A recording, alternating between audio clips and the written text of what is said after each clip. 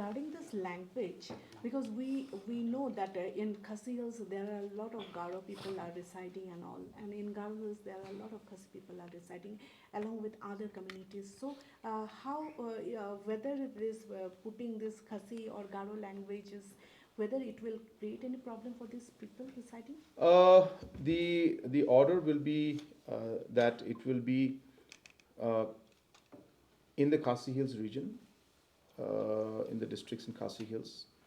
It will be English and Khasi, not or, English and Khasi. And in the Garo Hills region, it will be English and Garo. For the state government, we will start ASAP. I mean, of course, there could be some delay because it's a process. But the notifications and the gazetted notifications and the orders that come out from Government of Meghalaya will be in English, Garo and Khasi. Not or, but and. So all three languages will be there. The communication inter-district will happen in English. The official notifications and orders and file notings will be in English. So we will be coming out with detailed rules as to which area, which process, which languages will be used. But our effort will be to ensure that the normal day-to-day activities are not hampered. This will only be in addition. So while English is being used in certain areas, Garo will be added. It's not that English will stop and you will only give in Garo or only in Khasi. Both English and Khasi, English and Garo, English, Garo and Khasi, all three will be used as per the written. But English will always be a common thread that will go through. So therefore there should not be any disturbance or disruption in terms of communication. So that's the basic decision we have taken. Of course, the detailed rules will be coming out soon. So when those rules come out, then there'll be more clarity on the actual implementation. So what will be the financial implication to include these languages in as the official language? So we will obviously need to have translators in the assembly. Of course, we'll be discussing with Honorable Speaker. The decision will lie with him. So we have to have a discussion with Honorable Speaker at official level. But I can share with you that I have had a communication with Honorable Speaker. I have spoken to him on multiple occasions about this decision that we are planning to implement.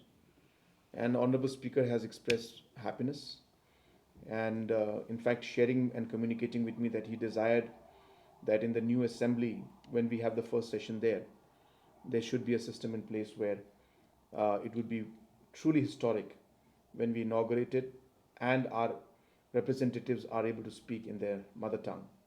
Would be a great message for the people of the state and would be a great beginning and starting of the new assembly.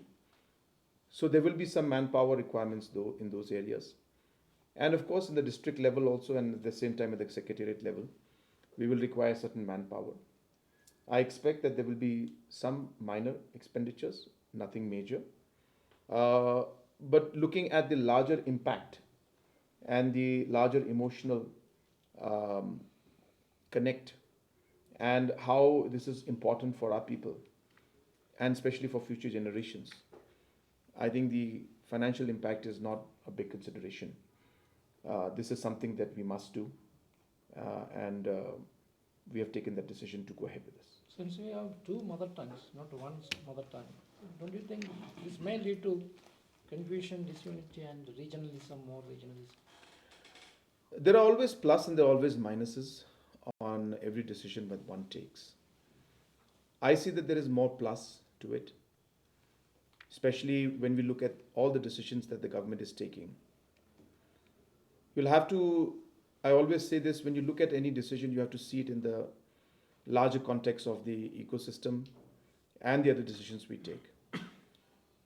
Today, government has taken another very landmark decision, not today, but a couple of months, many months back, that in all the schools, both Garo and Khasi will be taught to all the students.